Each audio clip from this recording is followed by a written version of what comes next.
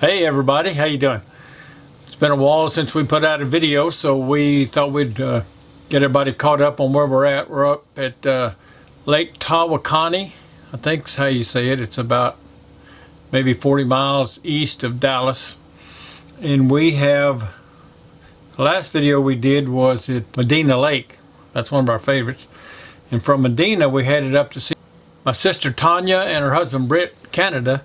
Britt's in administration up at West Texas College. Used to be a statistics professor, but now he's moved on up and got him an office job. But he's kind of a neat brother-in-law. Every time you go see him, he's one of these guys that just can't sit still. He's always doing something. And last time we went there, he took us and we made some pots. Matter of fact, It's better all the way over here. Well, okay, so, you brace that arm. okay, And you're going to push with this one. So what I do is I usually do it like this. so one on the Instead of side like and one pushing down. Yeah. Okay. And this is the pot that I made. This is how it turned out. Just center. Here's my hand for the plate. first time, pretty nifty pot.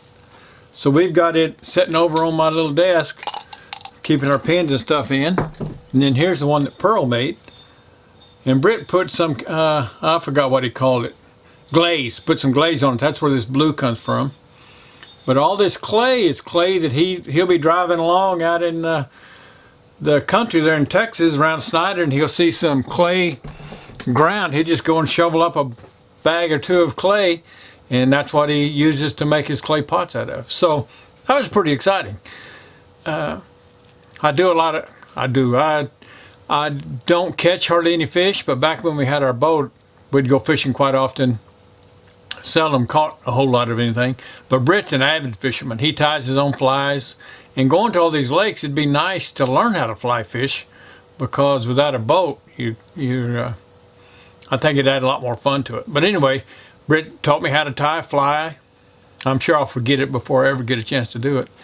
And Britt also, as an administrator, he's got access to have a coliseum at West Texas University. And he always lets, if there's nothing going on, he lets us park there in the RV park. We have electric and water, no sewer. And it's pretty handy. Usually we're the only one there. It's 50 or 100 spots, and we got the whole thing to ourselves, which makes it pretty nice.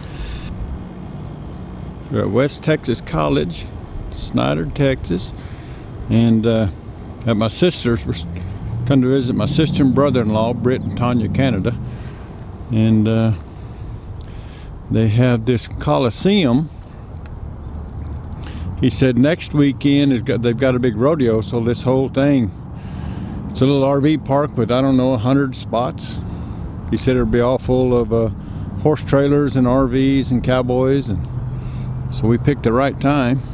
So anyway, after Snyder, we had a real nice time there, and then we headed up to Lake Whitney. And at Lake Whitney, that's where we used to go camping and water skiing and stuff back when I was 10 years old, just a kid.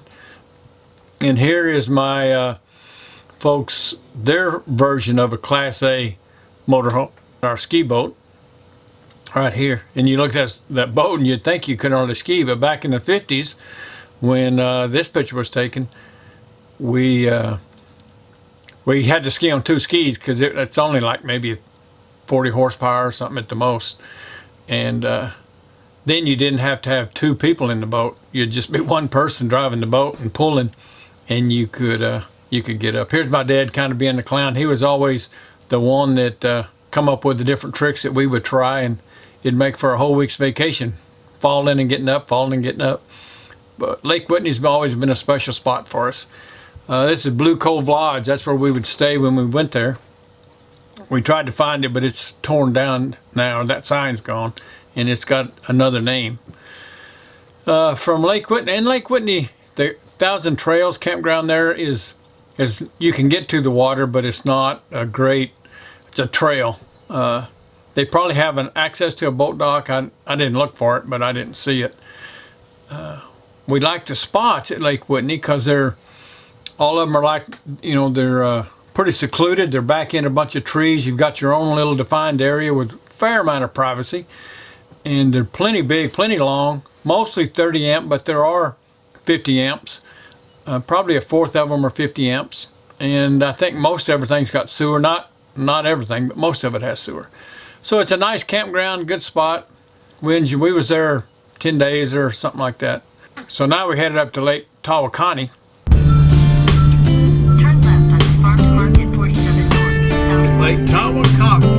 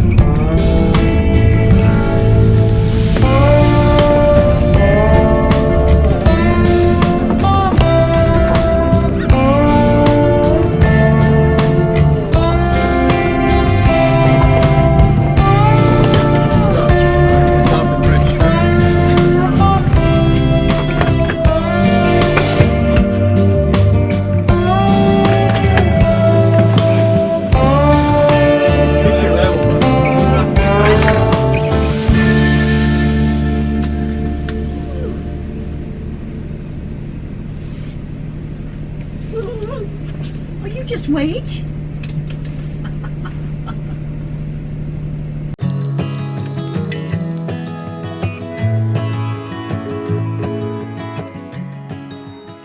And this is a real pretty park. It's got a couple of boat docks and boat ramps, and it's got real trees. I think these are oak trees, but beautiful and shaded, and there's no 50 amps, it's all 30 amps. But I think most everything's, probably 75% of it has got sewer, but no 50 amp.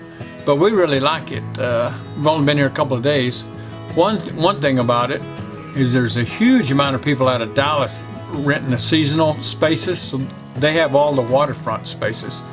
The other spots are nice, but they're not on the water like some of them. But the good thing about it is those people are all gone on the weekdays. We got here on a Sunday and there was people everywhere, kids running and screaming. It was just, we was kind of thinking it was a mistake. There was just too many kids. But Monday, it was empty. It's a ghost town. There's RVs all around us, but there's no people, very few people. Some people live in it, maybe don't have kids, or the school bus may come pick up the kids. I don't know. But anyway, a lot of seasonals here. But it's still a nice a campground, and they keep it in good shape. It's cleaned up, and some of the campsites are kind of cluttered where they live here full time. And then from here we go up to Lake Texoma to be our last stop in Texas. And then we're heading up into Missouri.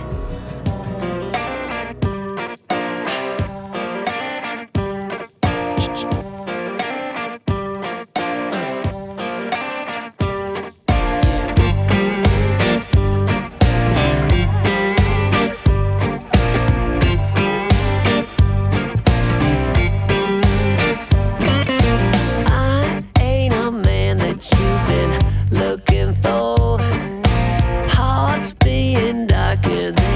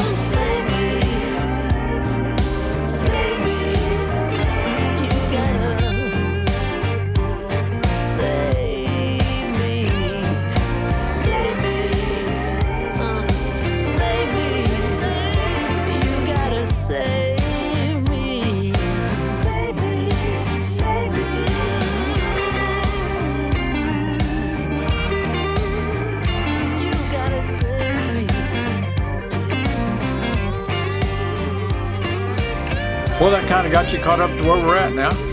This Lake Tawakoni is a pretty big park, and it's got a lot of really neat trails. We've walked a couple of them, and there's a lot to explore.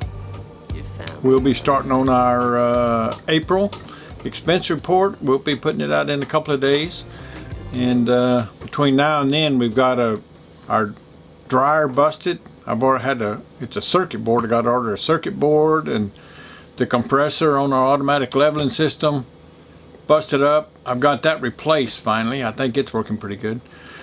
So a little bit of RV maintenance and figuring out the April expenses, and we'll probably see you guys again when we get to Lake Texoma. We're going to meet a couple of friends. Got an email last night from Tom and Laura that we've met up with them a couple of times down in South Texas, Rio Grande Valley, and they live up in New England, and they've got quite a bit of experience with Thousand Trails up in that area. So hoping to get some good ideas from them. And several of you have sent us some comments and suggestions. So if you've already sent them, we've got those written down. We put them in a spreadsheet. But if you want to resend them, or you've got some other ideas, please send them. We'd appreciate any input. This kind of foreign territory, we're pretty excited to get up there, but it's a new experience. So we'll be leaving Lake Tawakoni in about a week, going to Lake Texoma. Then we're headed up to Branson, Missouri. Then the escapees rally up in Sedalia, Missouri, over across Indiana, and then going to check out Niagara Falls and a couple of locations up there. Several people send emails saying they want to meet up, so hopefully they're still following the channel and we get to hook up with some of you guys. And that's about it. So safe travels. Thanks for watching. Give the video a thumbs up, and if you hadn't subscribed, please subscribe. And we'll see you next time.